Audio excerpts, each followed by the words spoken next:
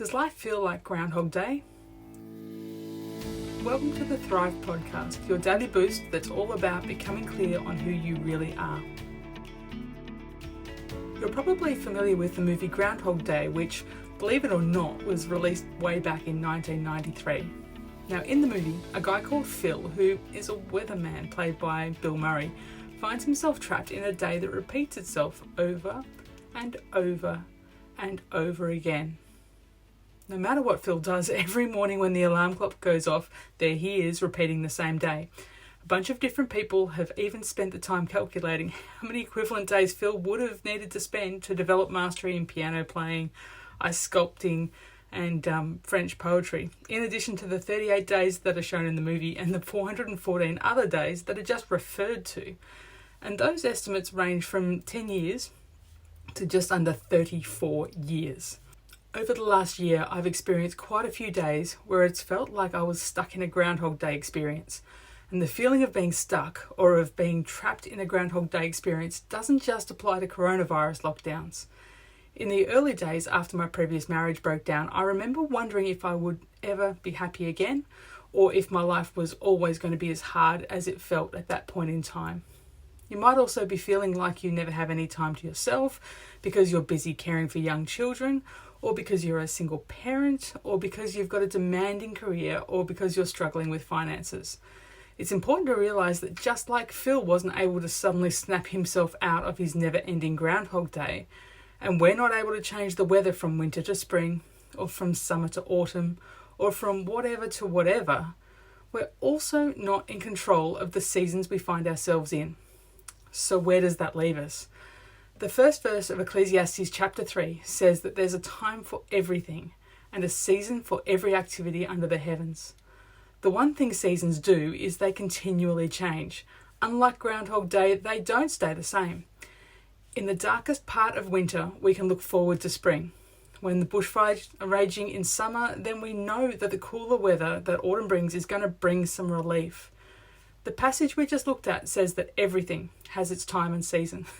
Everything includes coronavirus, and everything also includes the season and the struggle that you find yourself in right now. The world is definitely in crisis right now, and if you're in the midst of your own personal crisis, I want you to hear me clearly. This is a season, and this season will change. You might be wondering how I have the confidence to say that because we're in the middle of a global pandemic. Well, let's take a look at Genesis chapter 8. We're going to take a close look at verse 22. Now, at this point in Genesis, we've just had the Great Flood, and Noah and his family have just left the ark. Noah's built an altar to the Lord, and he sacrificed burnt offerings, and the Lord was pleased with the aroma of the sacrifice. And he says to himself, so this is God talking to himself, as long as the earth remains, there will be seed time and harvest, cold and heat, summer and winter, day and night will never cease. So we're guaranteed the seasons will change. Let's ask ourselves, is the earth still here? Is it still enduring? Yeah, it is. So this season will change. When it comes to the weather and when it comes to the seasons of life, there really is nothing permanent except for God and his promises. So what can we do?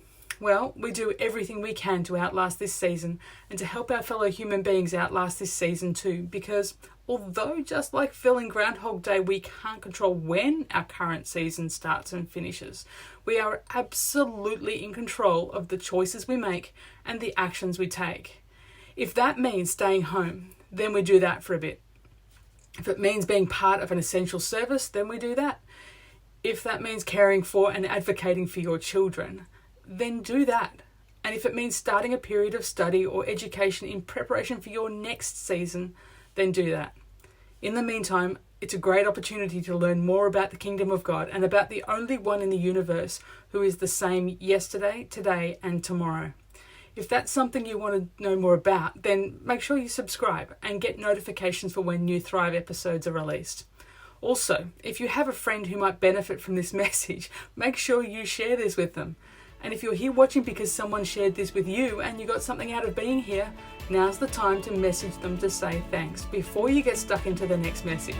Until next time, blue skies.